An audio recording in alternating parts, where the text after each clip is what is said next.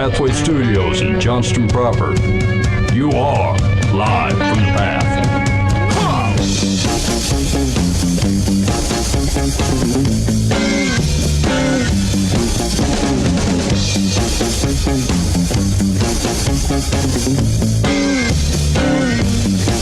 I am a working man, I get things done.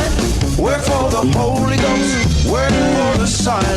I am a working man, oh yes I am. I am a special agent of the Lamb.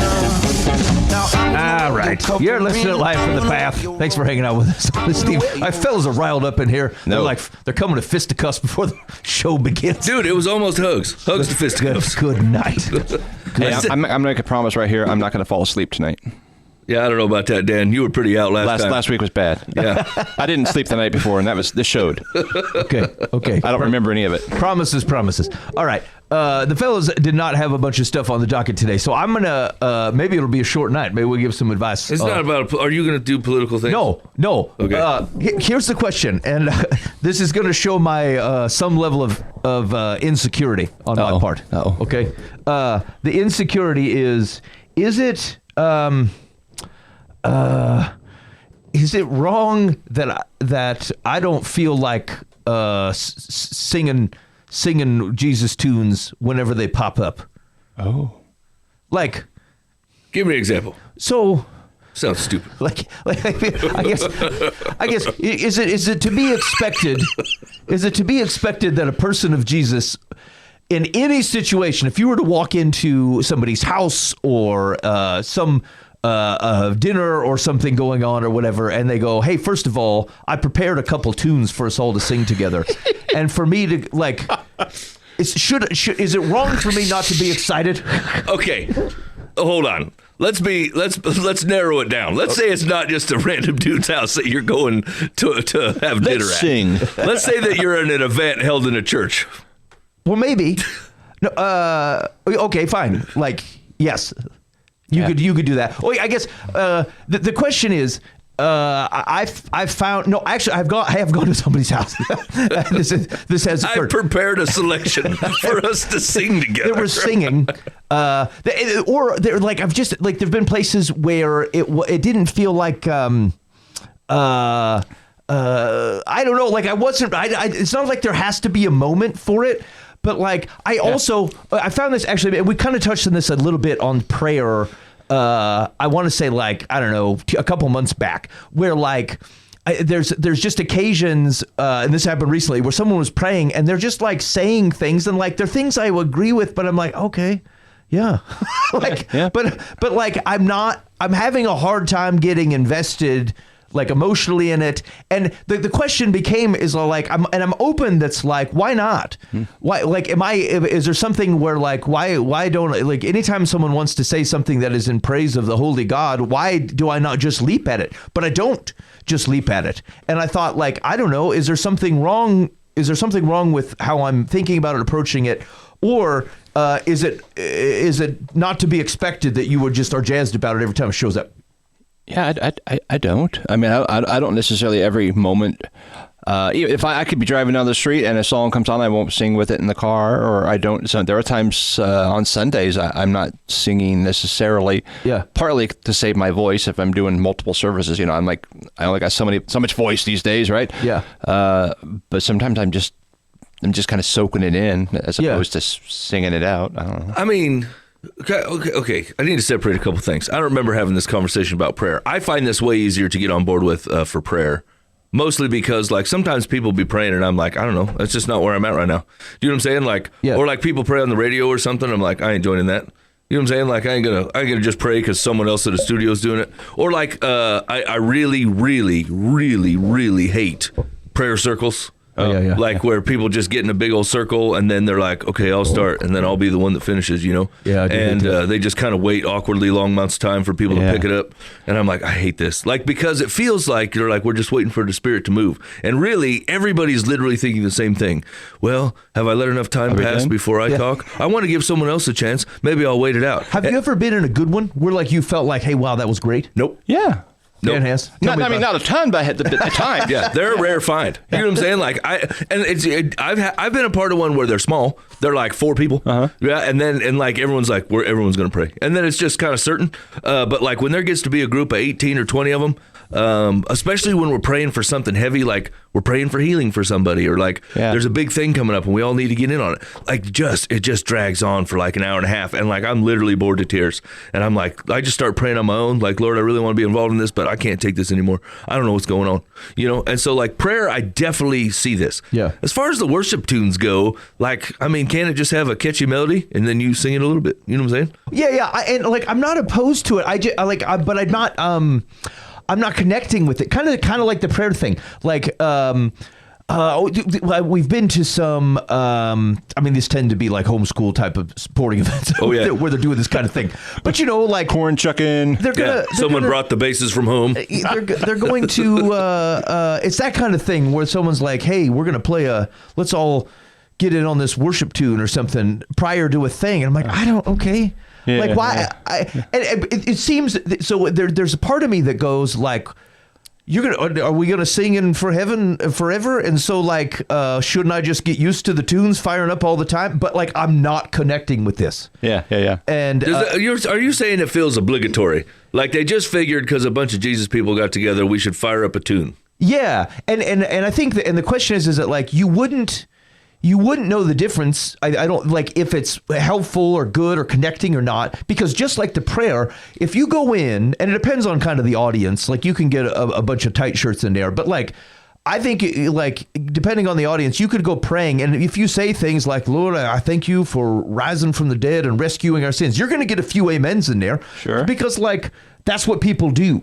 They do that. And so like it feels affirming, just like if you fire this up before they play ball and like, people are singing because you played it and they're kind and they do love Jesus, and no one wants to be the guy who like goes, no, I ain't going to sing that. That's not Amazing Grace. Yeah, but I thought like, is there something cold in me that does not connect with it? Yeah. At all time, it just felt like and it's not like it has to be at like, oh, I only do that at church on Sunday. That's not true. Right. I just wonder if we've got a belief that like, hey, this is what Christians do when they get together, and does it feel obligatory like a prayer time or a prayer circle or something like that? It's like you're thinking of something, you know, like whether it's a sporting event. Okay, we're gonna get ready to go, whatever, blah blah blah, and all of a sudden they're pulling you out of what you're thinking in to sing. So that's probably like, well, and that's not what I'm doing here. I'm getting ready for something else. Yeah, but it just immediately puts you to a place where you're like, why are we doing this worship? Let's get to the ball. Right. And it feels wrong to me. But anyway, that has happened on the prayer thing and on some of the tunes thing. I want to say like 3 or 4 times over the last 6 months or so, and I'm like, I don't like how I feel about it. But it's unclear to me: am I being put in an awkward position, or am I postured wrong? Because it feels like I could be postured wrong. I don't know. I think if the tunes ripped harder, you'd be into it. You think it's because I'm being asked via obligation where it should draw me in? Yeah. Actually, I feel like homeschoolers have things to work on, especially relating to other people. Like I have this is funny. Like I tend to enjoy going to other church services or when other people play worship music, because usually I'm working, right? Like I'm the guy that performs it or whatever, or picks it out and whatever. And so like I love going to other places where someone else is playing music. It's like a gift to me. Mm-hmm. But like I swear I go places and it's like slow burners, like 7 of them all cracked in a row. And I'm like, man, I mean, I feel like I poured out on that first one and I'm out by number 2. Yeah. Like, you know, like, does anyone not know any fast Jesus tunes? Like, is praise out? Like we only do worship, and then like all these churches buy like this wispy ocean soundtrack for playing during communion or something, and it's like this space-aged like sousaphone, and like you can hear like a couple weird sounds every once in a while, and they're like, is this supposed to put me in a mood? Because it doesn't. Yeah, that did happen. We were picking up one of my kids from like a church activity thing over the weekend, and when you go in there was this real vibey. Yeah, like synthy. And I'm like, why is this happening?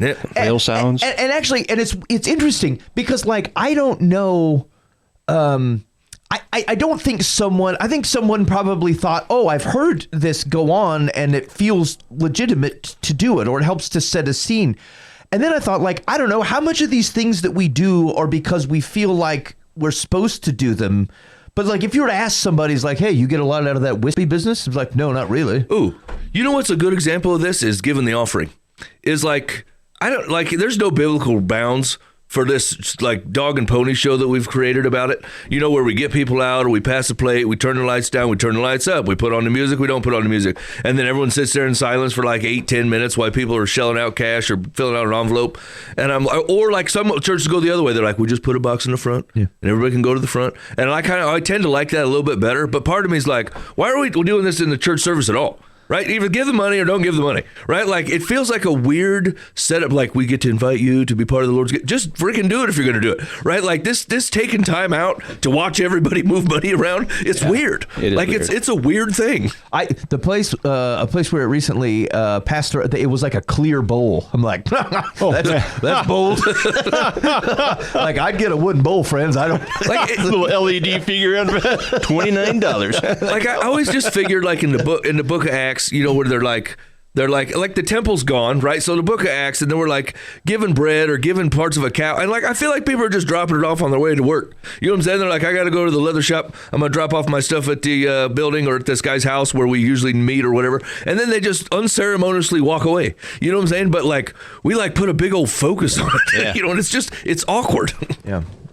Here, I got a question. Back on the prayer thing. Yep. When you're in a setting and someone's praying publicly, what's going through your mind as a listener? Are you like I've done things where like I'll kind of in my head repeat their words, and I think, oh, that's kind of weird. I try to do that. Or I'll just like, yes, Lord, or something. Like, that's weird too. Like I kind of hop around. I don't know.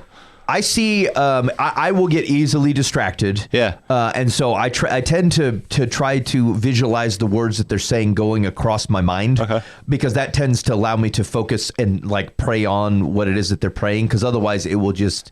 Yeah, you're talking about mashed potatoes. And to be honest with you, some of that comes and like, I almost never pray in public settings. Because I'm prone to feeling like I have to find a thing to say, and so I just stay out of it, or will pray very, very tightly. And I'll be honest, like, there's just some folks be praying that like, you need to cut that way down. This sounded like it was about you, or whatever fancy words you can come up with, and I get tuned out. I'm not praying with you anymore. Yeah.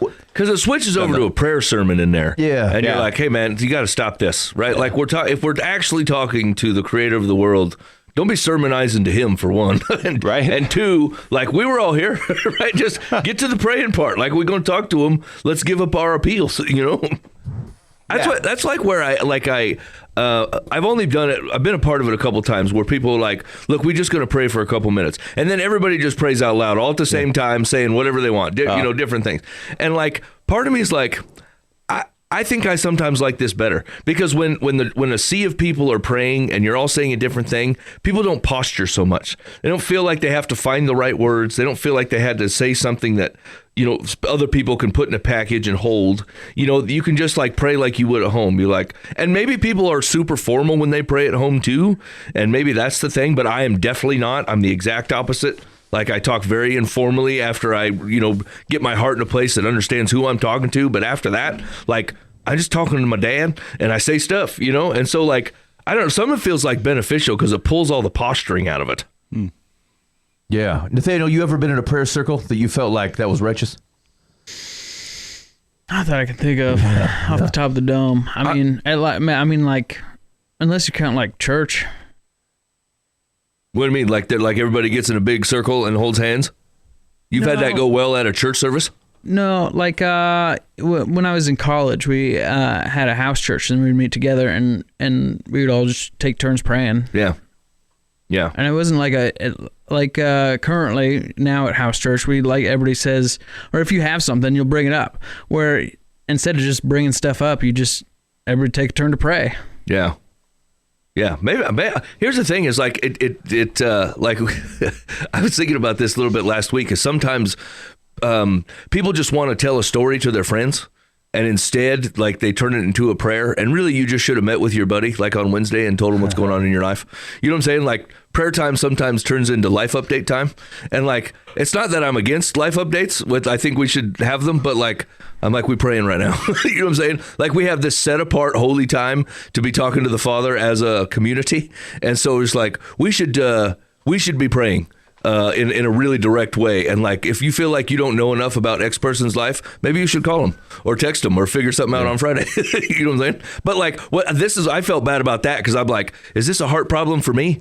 But like, people be telling lots of stories and you're like, some stories are cool and God honoring, like, hey man, he did some crazy stuff this week. Listen to what the Lord did. And then some stories are like, you'll never guess what happened to me in traffic. And I saw this mean man and I was so mad at him. And then anyway, that made me late for my dentist appointment. And then I'm like, man, the Satan's really after me today. You know what I'm saying? You're like, and then grandma stubbed her toe. And then my grandma's got having toe problems again. And you're like, what are we praying about, though? What part should we take to the Lord? Have you ever been in a prayer time with people and you're thinking, I can't agree with anything you're saying? Yes. Like, that's theologically wrong. I don't even know if we're praying for God right now. Yeah. Yeah, it's kind of weird. Yeah, that is awkward. Yeah. Yeah. We've been talking about that a lot. Well, like, we hit it on the radio show a couple 3 weeks ago about inviting the Holy Spirit in. Oh, yeah. You know what I'm saying? Or like Holy Spirit be in this place. And like, I have always found that just slightly just off crooked, but I just kind of always let it go because of the heart, I think, is saying, let us see it. You know, but like, at the end of the day, that's weird. Yeah. You know what I'm That saying? used to be a big tune. What's that? Oh, yeah. And frankly, that's what worship is like. Worship is kind of taken like different flavors throughout the years and throughout the cultures, whatever. And like right now, we're in a very vibey, like to have the Holy Spirit circle around and just kind of flow through the place. And we're all about inviting. You know what I'm saying? Like having this deep vibe. Or the song is like really about one person or like especially human struggle. You know what I'm saying? Like we struggle to have the worship part of it in a lot of them. Even I do it. Like I feel like a lot of the tunes that most of the people I know really like, they connect with them because they're personal, right? But they're not corporate worship tunes. They're not like just taking, praises or like singing about God. They're always like, I'm having a struggle. I was down on my luck. I couldn't see anything. And then Jesus brought hope into my life. And you're like, that's a great story. I don't know if it's a worship tune. It is a great story though. Yeah. You know what I'm saying? And so corporately, sometimes I have a really hard time pulling the trigger on some of these tunes because I'm like, man, but I've let my guard down in the last couple of years because I'm like, all the good tunes are in that space. People aren't writing bangers for worship anymore. They will only write like I was in the worst spot of my life and all of a sudden I feel better now. You know what I'm saying? Like those tunes are cracking. And the other ones are kind of like, I send you bangers. Oh, go ahead. Yeah, no, Nathaniel fires bangers for sure. We don't ever sing those ones because they scream. Yeah, Nathaniel's are hard to pull off without ripping. It doesn't work. I was at a conference a few weeks ago, and we were singing a song. And I thought, I can't hardly sing this. It was like it was I, me, I, and I thought, everybody's really into this, so I'm probably just like the odd man out here. But I just feel like this has nothing to do with God. Yeah. I mean, it was. Here's the thing that I think it unfortunately promotes, and like I really have been praying about this real specifically lately, is like I feel like the worship stuff does get centered on I, and me, and then I look out like at a sea of Christians that they're so inwardly focused that like you're not reflecting out into the world at all. You're reflecting in your own room for sure, and but like even the thought of how big and how expansive and how good God is focused on what He can do for you. Do I feel better? Yeah. Do I have more joy? Do I have, and it's just this me focused thing. And like, it's not like God doesn't do that. He very much does that. But like the blessings of the kingdom comes from the work of the kingdom. And the work is actually getting out and like reflecting that goodness out into the world He put us in, the people around us. And like folks have such a hard time like going out. Right? Like facing that thing outwards and like, I'm going to surrender my worry about how I'm feeling today. And I'm just going to go serve other people or surrender for other people or be there for other people, and like not realizing that that's actually the route on which your stuff starts to diminish and stops running your life. Because one, you're not focused on it so hard. That's just a regular human thing. And two, like the Holy Spirit working through you is what cleans the pipes. You know what I'm saying? It kind of gets this muck out of here and lets you see the world how it's supposed to be seen in its truest form. And so like people are missing out on all of the benefit and instead they're just sitting in their room, like praying, asking God to fix them. You know what I'm saying? And like, it's fixed in the mechanism, fixed in the work, and it's fixed in the thing that God is calling you into. Not it's all of a sudden going to hit you when you're sitting at your place, praying about yourself again. God's finally going to answer that one. You know what I'm saying? Yeah, I do think like there is, and a lot of it's cultural, is that a lot of the stuff is inward focused. And like, it's not wrong to be like, hey, it's hard to help people externally if you're feeling completely discombobulated. Like, I understand. But like, I think if we're waiting until, like, sometimes we want the peace that passes all understanding, or the peace in places it doesn't belong, without actually having to be in situations in which peace does not belong. And our lack of peace is probably from actually having not engaged in anything at all. Where like, I'm feeling antsy. You're feeling antsy because you're not doing anything. Like some people can sit at the table and their legs bouncing, and it's because they're sitting at the table and they needed to be out doing a bunch of other things. And so like, I think oftentimes, unfortunately, the thing that feels like it's going to help, which is like, God, renew the thing inside me and like bring me peace, all the things that are focused on how you feel about a thing or your current orientation in your life, is actually perpetually making it worse, as opposed to like using all the faculties in the services, the good works of which you were created to walk in, which I think will then actually provide the things that you were actually looking for. Hey, you feel better, you're more at peace, you have more joy in your life because you feel like you're doing something substantive. Well, you're not going to do that at your place, worrying about how you feel at any given moment. And so like, it's not that none of that stuff is real and that there's not twisty things that go on in minds and hearts and bodies. I think those are all real, legitimate things. I just don't know that they're always solved by continuing to try to work on the innards. Some of it is actually solved by getting out of that space and going out and doing things and thinking of someone else besides yourself, and spending your time in something that feels accomplished and that is doing kingdom work. And then you might just find that like the peace and the joy and the stuff came from having done those things, as opposed to asking for them first and then deciding that's the point at which you will go out and share. I think I can attest to that as an experience, right? I don't know how many times that like I've been asked to be a part of something, or I feel like God's asking me to be a part of something, and I'm like, no, I don't want to go. Like, I just flat out don't want to do that. That sounds awkward or terrible, or I don't want to have to say this thing, or like I could use a rest day. Why don't we just do a rest day on Tuesday? And like, I'll go anyway, thinking it's going to be terrible. And then like an hour and a half later, I'm like, I was going to stay home. Mm-hmm. I'm so glad I went. This was the right thing to do. You know what I'm saying? Mm-hmm. Like the thing that I thought was actually going to help me was lying to me. It was never going to help me. I had propped it up in my own mind. Like, here's what I need to do. I just need to sit on this couch and stare at nothing. It's going to be great. And then like an opportunity will come up to sit at the couch and stare at nothing. And about 20 minutes in, I'm like, this sucks. I should go. I can't believe I'm not doing anything with my time. Yeah. Yeah. Yeah. Okay. All right. Well, so I mean, you're half a turd. Is that the question? Yeah, maybe. Yeah, you're half a turd for sure. Yeah, maybe. Yeah. I don't know why your heart is so broken in this way. I don't know. People invite you into singing tunes about Jesus. You're like, meh. That's what I'm saying.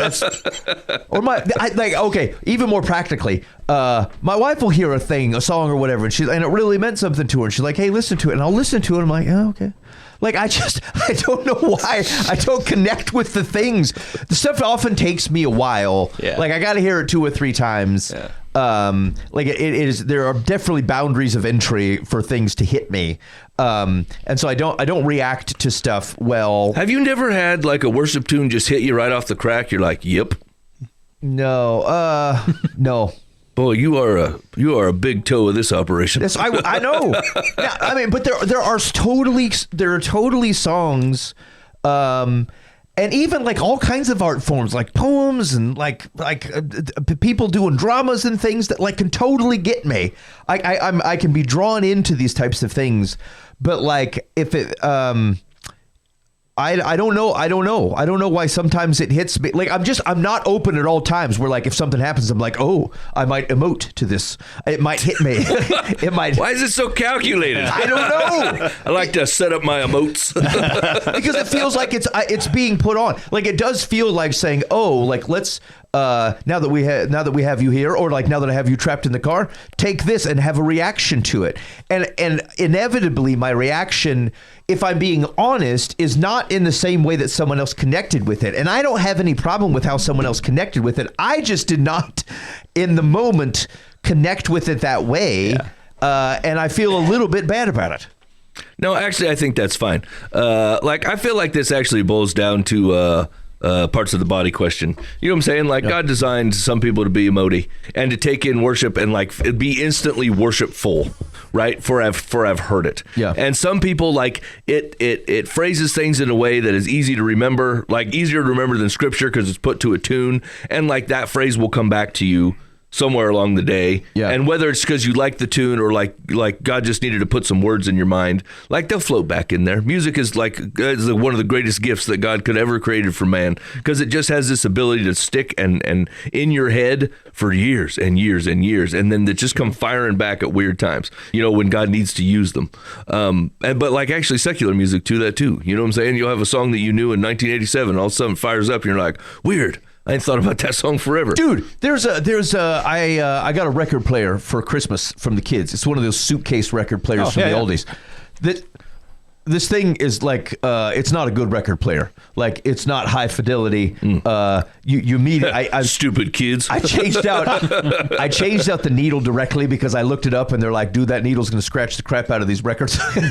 And so, but anyway, I tried. I thought I'm going to try to improve the sound so I can enjoy this record player. And anyway, I get this. My oldest daughter has records because she's got a record player, and there's this Bob Seger album that she has, and so I put it on, and I'm listening to these normal Bob Seger and the Silver Bullet Band tunes are rolling through, and then there's a song that starts that I've never heard on the radio. It's called I think it's called Sunburst, and it sounds to me like it's about Polycarp. And like I listened to it multiple times. I'm like, there's no way Bob Seger wrote a song about Polycarp, right? But it's like this arena comes in and there's like a bunch of like this massive crowd around, and it says like there's talking about lions awaiting Christians, and I'm like, this is about. It's not about Polycarp at all. Dang it! I looked it up and I was sorely disappointed. Although I'll tell you this, the AI. I tried the AI and it lied to me. I'm like, hey, what's this song about? And it spits it out like, hey, it's about this thing or that, like blah blah blah. And I'm like, where did you pull this information from? Like, what are your sources? It's like, I just derived it based upon the name of the song. I actually have no idea. I have no internet references for this tune. I'm like, you completely made up Lied to me. what this song was about. I trusted you. I didn't even give it any lyrics or anything. It's just like Sunburst by Bob Seger. It's like, oh, yes, this song is about blah, blah, blah. It's a guitar. I'm so confident. It was ridiculous. Anyway, I listened to that. Do you listen to the song Sunburst by Bob Seger? It's pretty good. Okay. I'm gonna put that But there was something about it where I'm like, I like this. It points me back to Jesus. And Bob Seger did not intend that with his tune at all. But I liked it. I was set up and I enjoyed it. And there's also some Mumford and Sons songs that will point me towards Jesus, and it makes me happy. I can tell you, I was just thinking about this. Is like, I don't know. Like, I've had some songs really connect with me, and like they almost become like a soundtrack for a while of whatever God seems to be running me through, or whatever I needed to grab onto, or whatever. But I don't know. I was just thinking about it, and I don't know that I've ever felt like I was getting like invited into something or direction from God through a song. I don't know that I like scripture for sure. That's happened. Prayer for sure. Circumstances, I've had that come about, you know, where like things just kind of line up in a way, like multiple layers in, and you're like, man, I don't know about this. This feels like it needs more prayer. This is way too bunch of stuff coming together at once. But I don't know that I've ever heard a song and thought, I need to act on this because of that song. And which is like, if there was going to be, like, I would find myself very susceptible to this, because I actually do like worship music, and like I am probably closer to the instant emote. I can get into a worship tune pretty fast. And but like, now that I think about it, I just don't know that I've ever felt like God was like talking to me through a song, or like asking me to do something as a result of a song. But scripture for sure has done that. Yeah. And, you know, circumstances, Holy Spirit, prayer, stuff like that for sure. But never a tune. Which, once again, like I'll let them sit as soundtracks for a month and be like, this feels like the thing that God is trying to help me rest in. That has definitely happened. But like, the other thing, I don't think I've ever had that happen to me. Yeah, I feel like I am the things that I have connected most with are more about the songs and their posturing towards God. It doesn't the actual details of the tune don't mean so much to me, but like songs that otherwise like remind me that God is awesome and that I need him. I find that I connect to those pretty well. And which is interesting because to your point, Mike, a lot of the I and me songs are somehow like often like they're not self-empowerment because they point you to Jesus for it, but otherwise have something to do with you feeling greater or able or capable. And like I actually don't care. I don't have to be reminded. I don't care to be reminded of that. I want to be like the thing that just like sets me as a small child in desperate need of a good king like that. I connect with that. Yeah, I think I agree. Yeah. All right. You're listening to Live from the Path. Thanks for hanging out with us so far. Hey, I don't know. I'm curious. One, if you're a prayer blowhard, you should stop it. Yeah. And if you have a worship tunes ready at your place, I'm actually still fine with it. Just know that I don't hit. It doesn't hit me the way that it hits you. But I'm not saying you can't keep doing it at whatever event you have going on. And if there's, I'd be kind of curious if you have any like secular tunes, so like tunes that have not specifically written for the church that point you to Jesus. Yeah. And I'd love to share them, like share them up and tell us like why, what about this points you to Jesus, because that'd be super interesting. You can do that on the Live from the Path complaint line. Call or text 515-517-0085, 515-517-0085. Call or text, and we're looking for secular tunes that point you to Jesus, and in what way, and we'd be interested to hear about it. Also, last week we discussed that Mike needs a new catchphrase. He's trying to get rid of get out of come on. Come on. And you were to text things to the Live from the Path complaint line. We received 0 submissions. Oh, dear. That website's a liar. Yeah, the website makes it sound like 16,000 people over the last 30 days have been visiting content, or which either is not true, which I think is certainly not true, but also they're not listening to the program, or they don't have any suggestions. Like someone wanted they wanted tuna fish, but they're very embarrassed to say it. Dude, tuna fish. Yeah, tuna fish. Cold cut. I'm going back to cold cut. Yeah. No one recommended it. Okay. I'll come up with something. All right.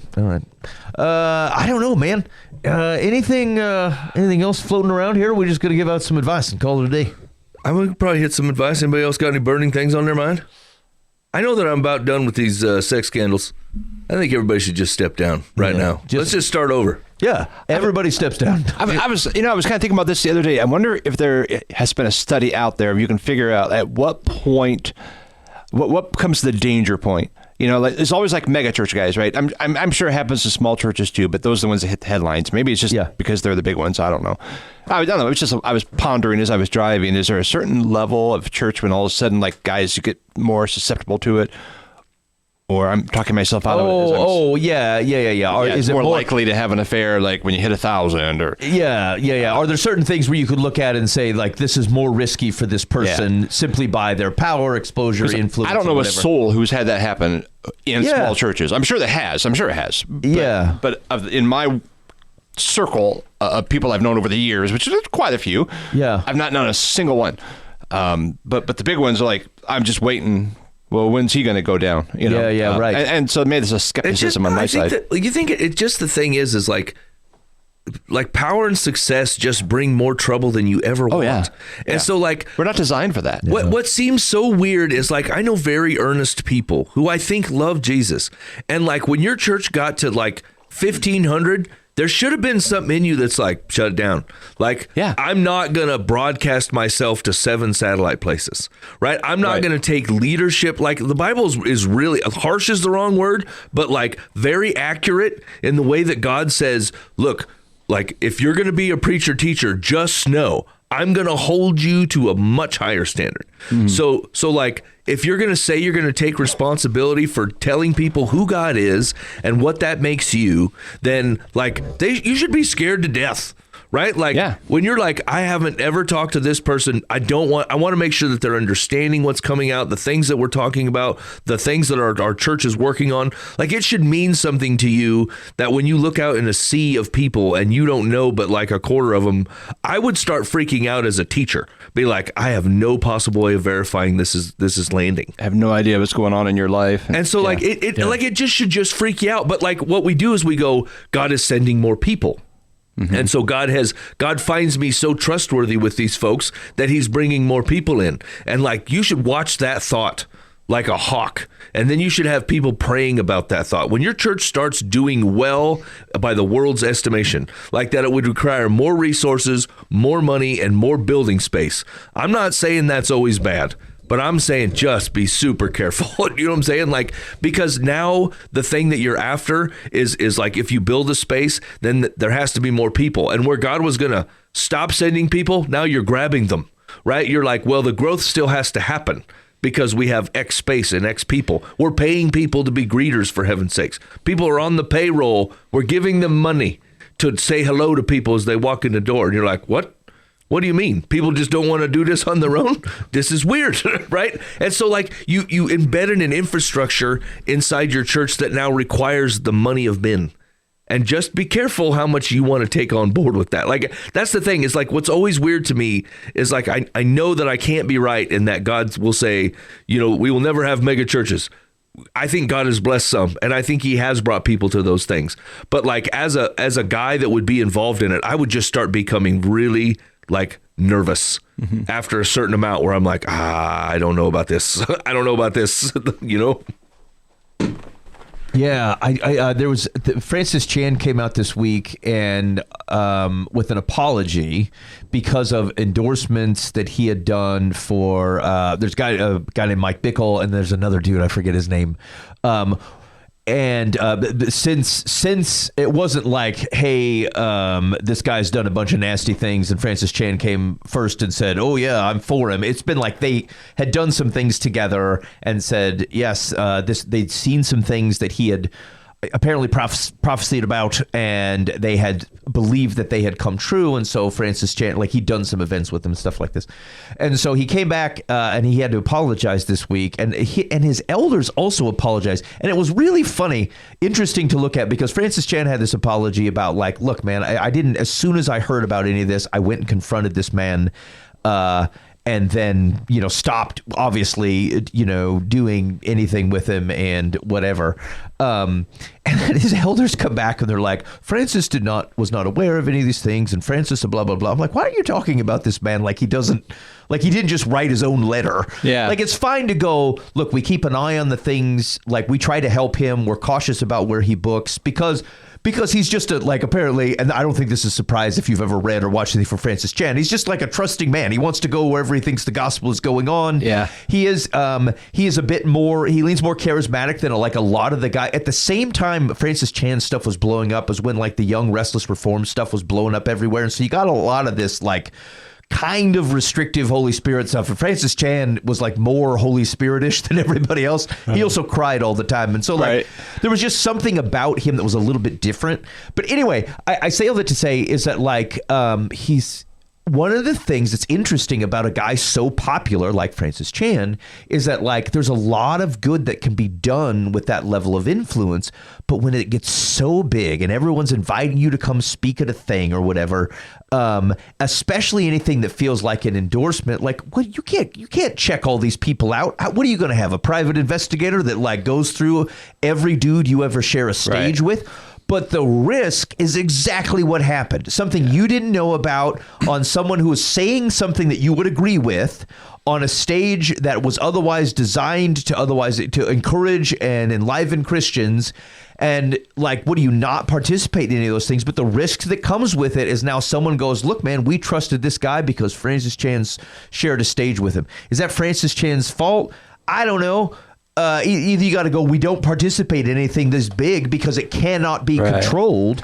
But have there also been probably many very good situations where like a bunch of Jesus dudes get together and they hold a conference, they say awesome things and people are riled up?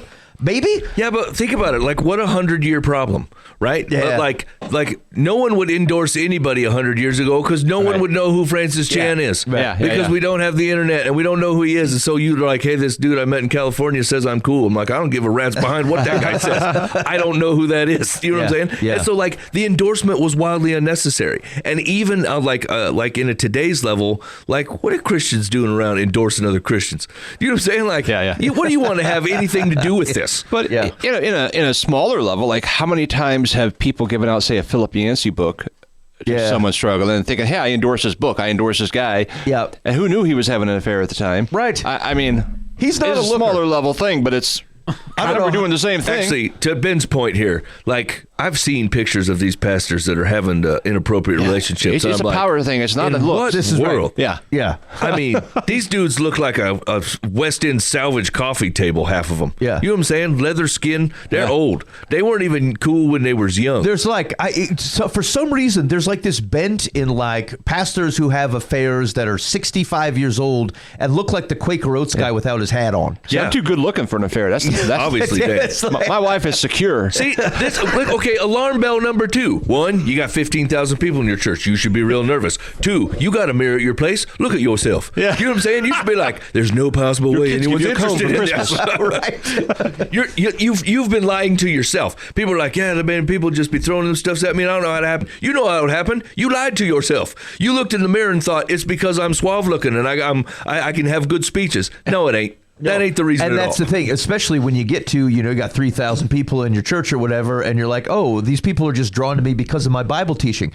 You go to the old house church environment or to the country church somewhere where there's 50 people in the room and 38 of them are sleeping. Yeah. And like 10 of them are judging you very harshly Right. for the thing that you said. You will not be under the impression that people are enamored with your Bible teaching. Yeah. Also, like, where does the humility show up that goes, you didn't write any of this? Right. You know what I'm saying? Like, your job is to tell other people what it says. You're a glorified kindergarten story time guy. Yeah, but some of them did. Also, the problem, you get enamored with your own sauce. You start kicking out words, and you're like, "Boy, those were good words." I'm like, if they were Jesus's words, then you wouldn't be saying it the way that you're saying it, which means you're impressed with your own sauce. Yeah. And then and when you're impressed, you recognize, or you're like, "Oh, well, I understand why everyone else would be impressed." Yeah, when it stopped being like, this is such great news, I want to tell other people, and when it turned into, I am so good at telling other people good news, like, there should be an alarm bell in you. You should be like, I'm so good at preaching on sanctification. You're like, what are you talking about? I am, and again, I don't have I'm not, there's plenty of dudes who are like super talented, right? So these aren't huge risks for me, but I'm very suspicious. I was like, hey, Ben, will you come talk to these people? I'm like, goodness, why? Why would you want me to talk to these people? Like, I don't have anything. Whatever you're looking for, I'm probably going to disappoint you. I only do one thing. And so I'm actually, and I think there's something that's okay about that, to go, yes, I'm going to do it because I believe in the thing that I'm going to talk to you about. But just know, whatever you're looking for, I'm probably going to disappoint you. Right. Have you guys ever had someone come up to you and say, I really want you to talk to my friend? And then like, let's set it up. Will you go talk to this guy? Yeah. Yes. How did it go? Terrible. Yeah. Yeah. You don't have the relationship. Yeah. Yeah, they're trying to just. Yeah.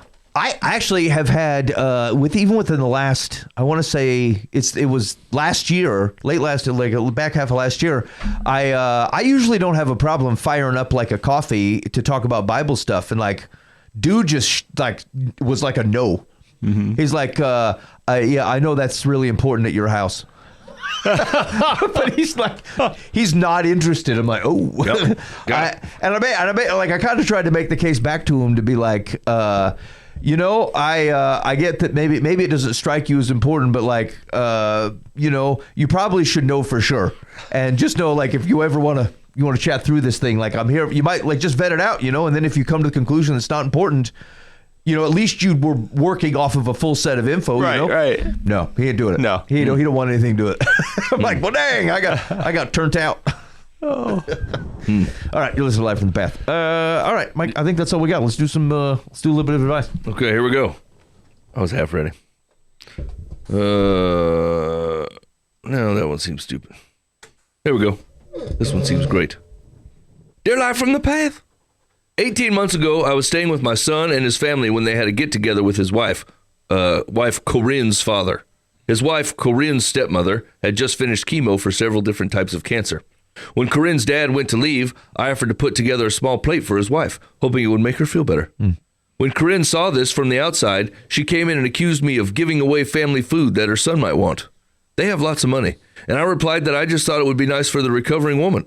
And if Corinne thought she needed more food for her son, I'd be happy to get it. My son and his wife have barely spoken to me since.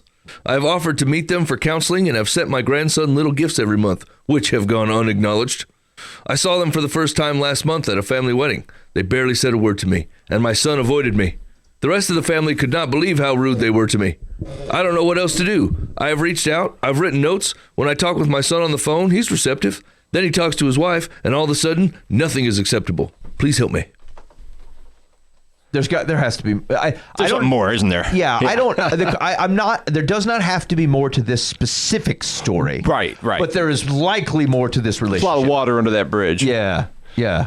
Don't give away my food. This was a straw that broke the camel's back. Are you trying to give away our leftover beans to the cancer lady? I don't think so. Like, what? This doesn't make any sense at all. I'm trying to think of a situation where it does make sense that the wife would get all peeved up about it. And it might be that, like, it's the wife's home, right? It's her. She's getting up in her business. Yeah, it's her obligation or her responsibility to offer food to the stepmom and for a take-home plate, and she was gonna do it, but instead, busybody mom stepped in and took her homemaker role away and offended her.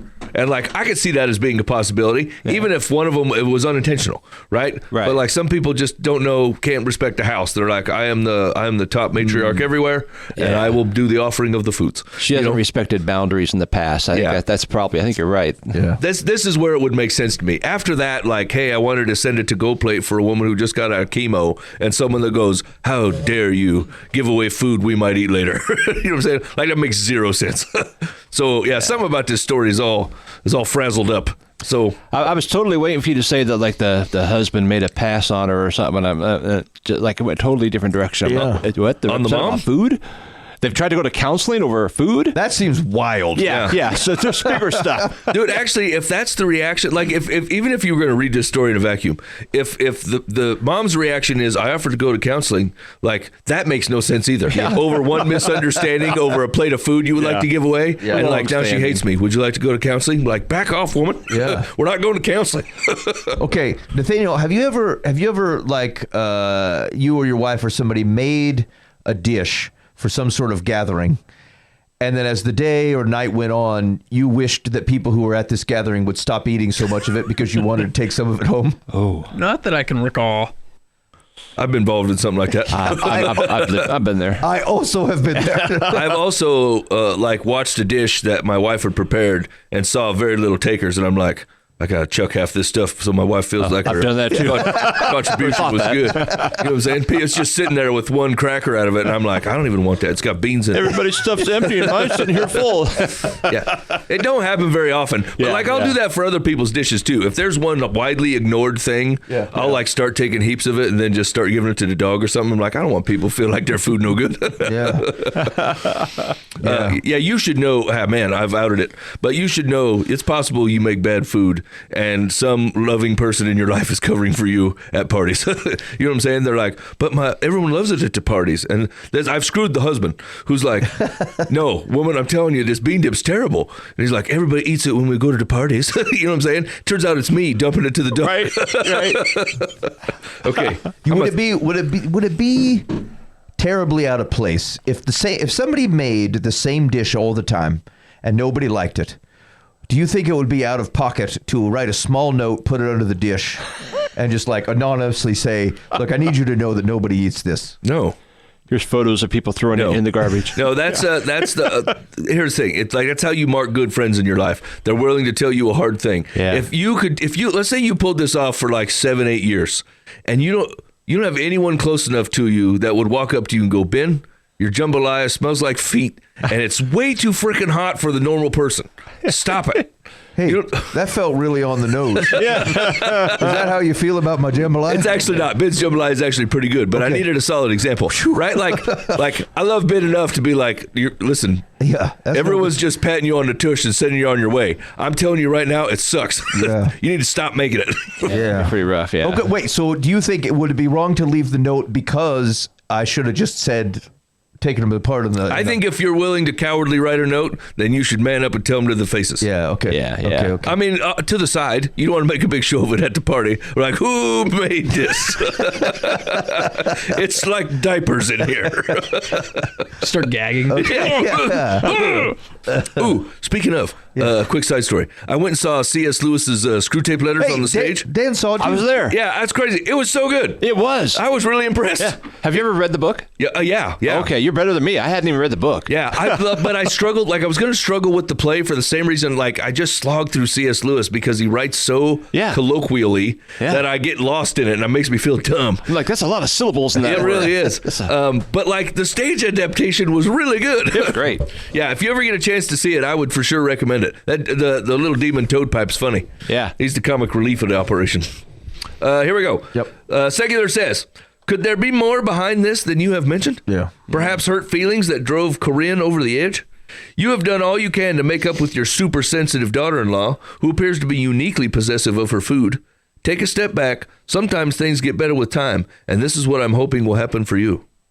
Yeah, I don't know. Basically, someone said, hey, will you pull the wool over my eyes? And then you showed up with half a lamb, right? Like you didn't ask any follow-up questions. You just sided with the person that said, I've been wronged.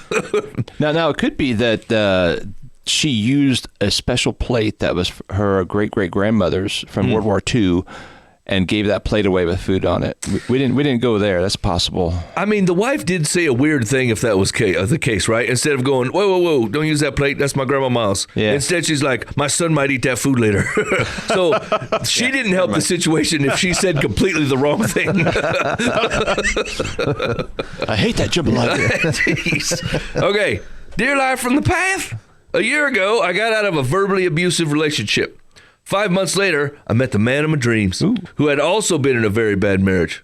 We are really good together, but if something bad happens, he flies off the handle and accuses me of being stupid and not normal. Good night, woman.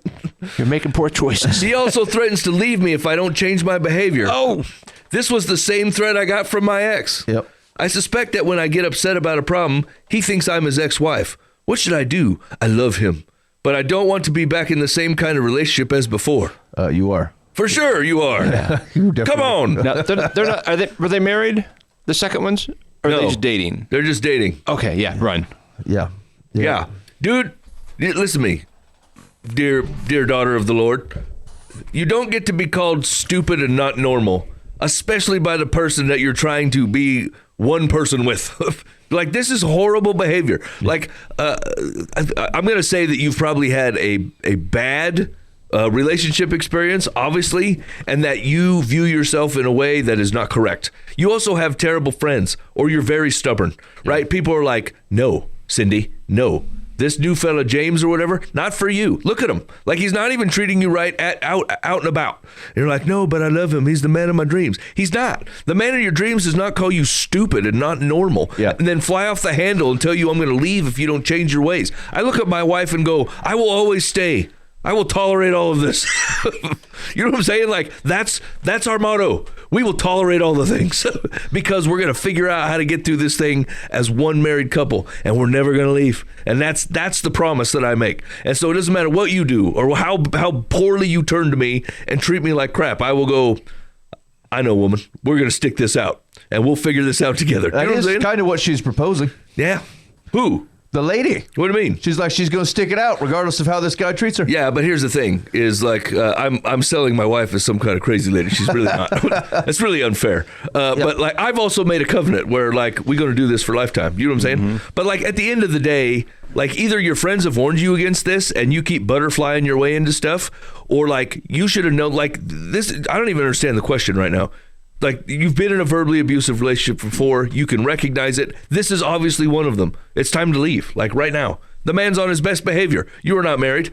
right? He's trying to woo you in a way, and you're allowing it, and you should go immediately. Yeah. I don't understand the psychology of this. It's so common though. People who've been abused they keep finding abusive guys, whether it's verbal or physical, sexual, whatever. And they hate it, but then they go back to it. And it's very common, very common. Yeah. I know there's some deep stuff in there that's above my pay grade. Yeah, well, I think there's a parts of it that they're obviously not like that all the time, and the non-abusive times are probably manipulative and flattering. Right. And so, right. What it paints for you is that the verbally abusive part is like the exception. I really love this part. But I hate this part over here. But it's very utilitarian. It's like someone put arsenic at the bottom of the cake, and but the cake's good. I mean, most of it's cake, very little of it's arsenic, and so shouldn't it be okay? I'm like, no, it's literally not okay. It's going to kill you, and it is possible to eat cake. Or you maybe just a cookie or something. Like, you don't get cake all the time. Have a cookie, but no arsenic, and so it's going to be better. And so, that's the thing, is that the minute you start treating the behavior that's bad as the exception, it makes it seem like it's something that you have more influence over. Like, oh, well, it's only happening every once in a while. Either I can tolerate it, or you just kind of like this at these times. Or if I changed, if I wasn't so dumb, he wouldn't call me dumb. And again, it's a misunderstanding of how your spouse should be postured towards you. Like, you don't measure. To Mike's point, you don't measure the health of your marriage based upon stacking events up and down and go, the good times are a little bit better than the bad times. It's the same the way that you think about your relationship with Jesus, which is the posture of my life in all its imperfections is a recognition of Jesus and humble service to him. And I know I'm not going to get it always right, but that, my life is postured towards that. Just like my life is postured towards my wife, towards forever with my wife, in service to her, in love and deference to her. And although I will not get it right all the time, my posturing at all times is that. And if the posturing isn't that, if you're then weighing events, that's just a really crappy relationship to be in. This person is not postured towards you and you're good, and that you can tell by some of these negative events, and you need to get the heck out of there. This guy sounds pretty stupid and not normal. He's abnormal. Yeah. Get a mirror, bro. You're stupid. Yeah, you need a bro to stand up for you and be like, I'll tell you who's dumb. That guy. It's just not normal to, call people names that you're in love with. Yeah, right. Truth. Don't do that. Is it that simple? Yes, it is. I don't know how. Maybe it's just culturally or because you follow Jesus or whatever, but I get so embarrassed at time when something comes out of my mouth. I'm like, what the heck? This is embarrassing to not fight fair with your spouse, or to take an easy way out, or or paint her as being crazy on a radio show. Yeah. Or shut the door a little harder than you should have, just to make your point like a 5-year-old, and be like, oh, it feels so embarrassing and stupid. And yes, you got to go apologize and go, I shouldn't have done that, and I feel stupid for having done it. And so I just don't understand these people who have the ability to act like a child, and it doesn't rack them. I don't understand it. They don't have a conscience. Yeah. Secular says, you may not want to be back in the same kind of relationship that you had before, but it looks like that's almost exactly where you are. I don't blame you for being scared and confused because there's something wrong with your man picker. What? Man picker? Man picker. Is that, it must be a device that ladies have. What a weird thing to say. Okay, you have now been with 2 emotional abusers. Before involving yourself in any more romantic relationships, it's important that you discuss this with a psychologist or other licensed mental health professional who can help you break this pattern. If you do, you'll spare yourself years of bad choices and heartache. Okay, ready? Last one. Yep. No. Dude, Grandpa's vaping? We're not talking about that one. Actually, so one other thing on this one, and there's other scenarios where this is also true, but you need to get in your mind, right now, this is not the one that got away. Your belief of what was true about the relationship was not true. And so, it's not oh, we were so close. No, you weren't. No. He was almost perfect. No, he wasn't. The reality, these are, again, you're assessing the situation wrongly. It felt like it was those things. It was not those things. And so this is a zero regret situation. You walk away and just go, I totally misread that. and I got to do something else. She needs to attract. She needs to approach men the way, Ben, you approach worship tunes. Don't fall right away. Just kind of let it soak in a little bit. Kind of study a little bit, and then go. Okay, maybe. Yeah. I emote on Tuesdays. Don't be vibed into it. For sure. Actually, yeah. Like Broad Point is it's like a general marriage principle. Like they should be postured towards you. Yeah. And like that, like the words come, like you can judge actions back and forth. You're both broken humans. Everybody's going to have some disagreements, and like, it's not how I see it, whatever. But like, you can tell when someone's postured towards you. Yeah. And like, obviously you are not, like he is not postured towards you. Yeah. All right, here we go. Last one. Yep. Dear Live from the Path. I work in an office with a man who has expressed an interest in me in various subtle and not so subtle ways, including winks. Machi. Is that the subtle or the not subtle? Is this third grade or is this Undefined. Okay, sorry. I have also caught him staring at me with intense longing. Ay. Oh, boy. All right, Wuthering Heights, go ahead. We communicate well, and he has told me I have influenced him. We are both disciplined, determined, and accomplished. I envy him for his easy smile, his self-confidence, and his effortless universal appeal. The man is married with grown children. Oh. I am a widower, 21 years older than him. I am prepared to say to him, you are spoken for, and I am not a homewrecker. If you are ever single again, you and I should have a serious conversation. But unless that day comes, much will remain unsaid. Jeez. I suspect This is a story. This is not a... I suspect the two of us would have a good life together. Oh. I do not believe I am misreading his intent. Have you any advice for me? Hey, here's the thing. I mean, I might have to step out because, like, this romance is white hot. He approached her and said, you influence me. While looking longingly? With a subtle wink. Woo! Oh, my. Tell him to leave his wife directly. Yeah. I mean, Nathaniel, go ahead. What kind of advice do you have for this lady? I don't know. She just seems so old. Okay, irrelevant detail number one. Oh, sorry. Yeah, just stay away. You know, if he's got a wife and kids, Yeah. just cut a trail. Yeah, man. I think she's projecting her loneliness onto him. Yeah. Yeah. You think she's making it up? Yeah, I think she is. Oh. She says she does not misread his intention. Yeah, she doesn't think so. She does. He was probably thinking about Doritos, looking at. He just happened to be looking Yeah, in her he direction. probably got a going, gnat in "Oh, his yeah." eye. And then, like, he was staring at a sheer boredom, and, like, he was looking at the clock, what happens to be by her Yeah, desk. exactly. You know what I'm saying? Like, I don't know. I would not say all these poetic things. Like, there's no coming back from it. Once you done spilled that cookie jar open, I feel like if you have misunderstood this thing, okay, what's the best way to get to the bottom of it? Or is our advice like, you're not getting to the bottom of anything. Right. He's married. Yeah. Yeah. It doesn't matter. You're out. Leave it Stay alone. back, Barbara. Yeah. Yeah, you're not it's not your responsibility to teach him a lesson or out him in front of everybody or whatever. You need to cut a trail in that situation and have nothing to do with it. Yeah. At the end of the day, you can only buy what's on the sales floor. You don't get to go rooting around in the storage room for next month's goods. And at the end of this dude is not on the sales floor. Right? He's not available to you. He's not on the market. Yeah. Yeah. So like, yeah, you need to stay out of this completely. Yeah. Hop on Blue Hairs Mingle. .org. Okay, Secular says, this younger colleague may be as attracted to you as you are to him. However, he could also consider you nothing more than a valued mentor. Because he is married, I am concerned that if you say what you are thinking, it could disrupt your working relationship or even be considered harassment. Do not jeopardize your job by doing it. Yeah, I agree. Would there be, like, I suppose if he's more explicit at some point and you need to respond very clearly, then fine. He's probably flirting with her in an innocent way, thinking there's not like we're ever going to do anything. I'm married. She's old.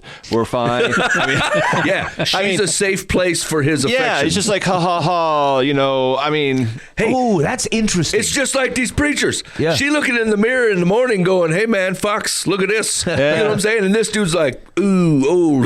You know what I'm saying? And so, like, they're approaching it way differently. He's trying to just kind of compliment her or make her feel good about herself. She's not intending to do anything. Actually, so this is true. The people definitely act this way, right? Like, I feel very comfortable complimenting anyone 12 and under, and then 60 and over. You know what I'm saying? I'm like, that's a nice sweater. Did you get your hair cut? It looks you look really nice today. Anyone in that middle range, I'm out.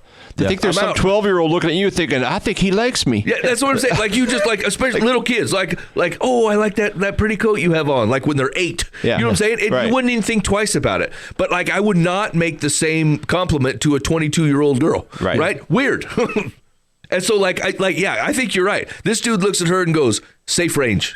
Yep. Like, I can say nice things. I don't know about this winking. This feels like this feels like that. Like, if that was your not subtle, the winking was the not subtle one, you're grasping at straws. Winking is definitely in the subtle category, for sure. It's not overt.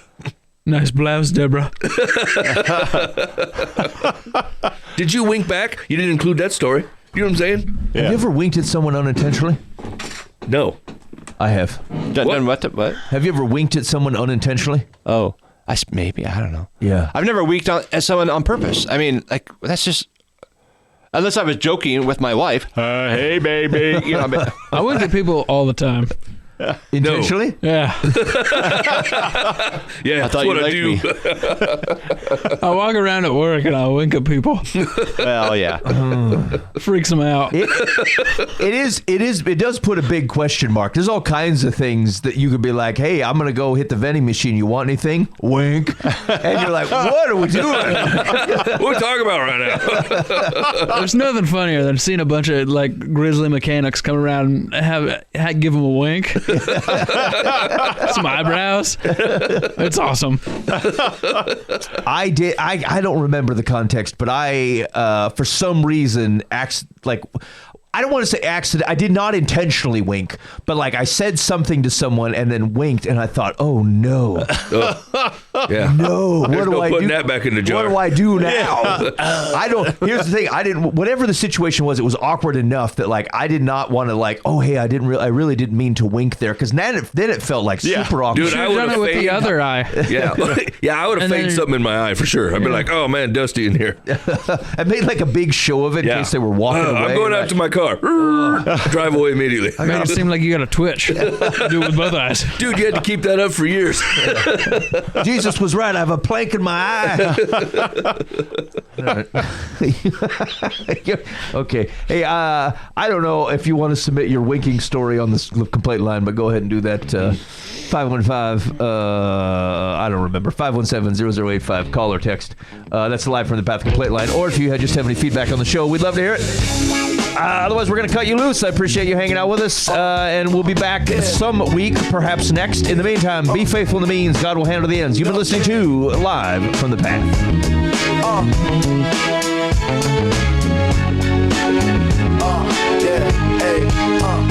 Tremors in the hills, the lion roars loud, echoes in the valley, judgment in the cloud, plowshares turn to swords, the harvest going sour, the merchants wait to see, stacking greed by the hour, the shepherd from Tekoa, no crown, no gold, just a staff and a vision that the heavens foretold, locusts in the fields, fire licking the stream, the plumb line drops straight, no bend in the beam, justice rolls down, mighty as a flood, righteousness flows, purging with the blood, the prophets cry, it cuts through the night, let truth stand tall, let wrong take flight. Olive trees weep, vineyards scream ash, the feast turns bitter, bread turns to trash, the rich hoard wealth, poor crushed to the dust, walls built on lies, foundations of mistrust, you build your ivory towers, sit on gilded thrones, but the Lord sees all, even hearts of stone, woe to those at ease who sing idle songs, your palaces crumble, you've been wicked too long, the lion don't whisper, it tears through the air, the Lord won't